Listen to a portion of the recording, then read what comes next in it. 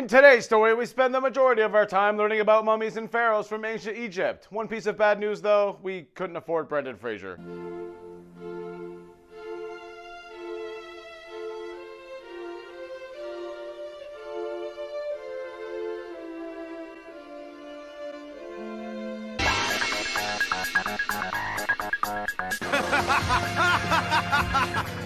Funny. Get ready to stare at a giant rock, all my fellow feature outlaws, as this is Card Games vs. Humanity, and I am that NAKK-double-G. Here with that weekly recap of that card game that we all know and love, now with just a dash of Season 2 seasoning. So as per usual, don't forget that sub, that bell, that like, hit up the Patreon if you want to support me, and leave a comment telling me if you would be confident in a Millennium item that allows you to see the future, but also allowed you to lose 2 out of 3 cards that you were supposed to protect. Millennium items that are being carried in this plane that'll be hitting the ground soon. Where could they be landing? On behalf of the Domino Museum, welcome to America. Okay, so that is where we are. It's like, welcome to America. Also, we have Japan. Recently, some thieves have been trying to steal these rare Egyptian artifacts, so even without telling her, you know that they had this ingenious idea to put them in crates disguised in garbage trucks. How does she know? Could it be some sixth sense, or could it be some magical item that was made out of dead people? Yugi is walking down a random street with absolutely no friends, lamenting over almost losing his puzzle, as some random skink yells really loudly trying to get his attention. Naturally, Yugi just ignores it and walks away like a Chad. Oh look, here's a conveniently timed TV broadcast of a Shizu explaining the exhibit they're gonna host. For whatever reason, Mokuba is super into this Egyptian shit, asking Seto if he'll take him to the museum pretty please. I'm running a company, Mokuba. I don't have time for mummies and pharaohs. What you may not know is that this was the early 2000s, and Kaiba's just secretly bitter that a certain someone was picked over him to star in the new hit film The Mummy. Ring ring ring, it's the phone, and Ashizu's on the line, and now she's on the TV screen somehow, and now Kaiba lies to her within the first 5 seconds saying he was watching even though he definitely wasn't, and now we're at the museum with apparently no fight at all. I don't know what she said, but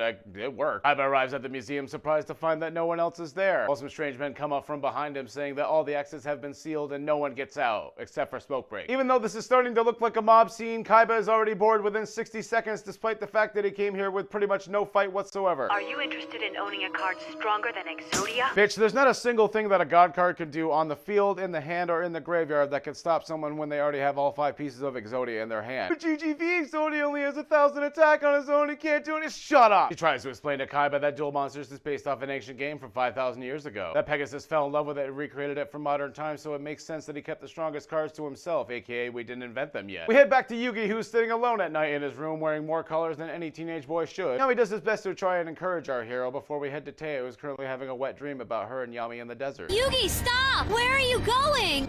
Yugi! Wow, you know you're low on someone's priority list when even in your dreams they ignore you like a Chad. Here we are, ladies and gentlemen, at the bottom floor, and oh my god, it's a giant rock. It's a rock, and it has Duel Monster carvings on it, and it's quite large. So large that Kaiba admits right away that her story must be true. Man, she just really knows how to get to him, doesn't she? Apparently the monsters were real and people were idiots back then, summoning them willy-nilly without knowing how to put them back like some broken Meesinks machine. They asked the pharaoh for help, and on that day he decreed, fuck it, let's have trading cards, sealing them away in stone tablets. Unfortunately, like most game creators, sorcerers stuck in their mom's basement with way too much free time in their hands learned how to use them as well and wage war back on the pharaoh. She shows Kaiba another giant frickin' rock, and this one changes his life forever. Startled at the sight of Yugi and the Dark Magician, shocked at the sight of himself and the Blue Eyes White Dragon, I'm just sitting there the whole time wondering, I wonder if back then they actually followed the rules still. Kaiba then says the same thing I said the first time I saw The Mummy Returns. This can't be real. There's no way. This rock has got to be a fake. Since Kaiba is refusing to believe, she takes him on a non-consensual ayahuasca trip into the Great Past, showing him the battle between the Great Pharaoh and the shirtless Kaiba holding a stick. I will stand against you, traitor! So is anyone gonna tell me why Atem hired the Great Saiyan Man as one of his minions? Of course, Yugi's deck has to have Wind Guardian, Guardian of the Guardian, destroying one of Kaiba's monsters, causing 5 men on his side of the field to be struck by lightning, completely reduced to dust. Oh, and trust me, there ain't no fucking Shadow Realm where they're going. Wait, shit, let's head back to Yugi, who's still feeling like a loser about everything. Luckily, he has Yami here to give him a pep talk, because God forbid he ever talked to his parents about literally anything. I mean, his mom's like right downstairs. Back to Kaiba and his bad acid trip, as Shizu claims that the outcome of this battle was never truly known. Despite the fact that if it had been a shitty one, we probably all wouldn't be here right now with any sort of,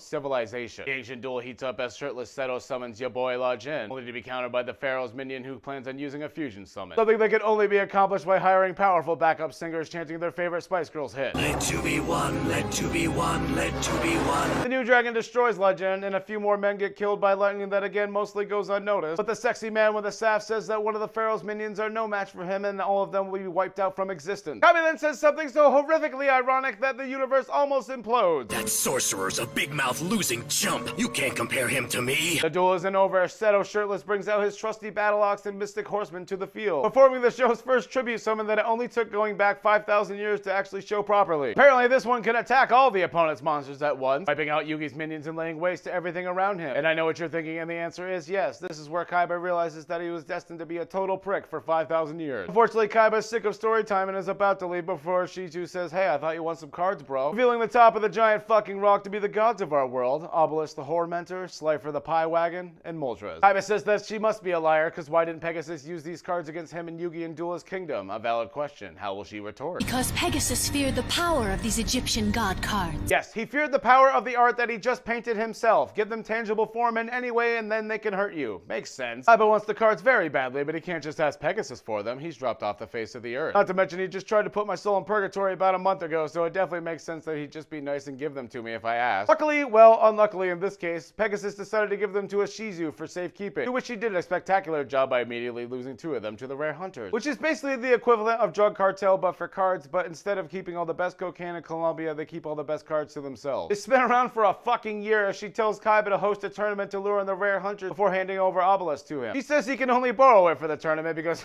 good luck getting that back before agreeing to set up the tournament in the next few days. But I'm not going to set it up because of your fairy tales and your hocus-pocus mind tricks. Oh my god, he said it. It took 52 episodes, but he finally said it. The episode ends with Yugi lamenting some more, and it's basically some of the more same shit from earlier. As Kaiba rides away in this sweet-ass limo, laughing like a psycho, holding his new favorite baby blue boy. Well, that's it for this week's episode. I want to thank you all for watching, and of course, a shout out to all my patrons. If any of you have a single idea how a god card can stop a monster that, just makes you win the game instantly, leave a note in the suggestion box below. I'll be waiting. This has been the man from Earth with all the girth, ladies and gentlemen. Be the character you know you're worth. See you Monday.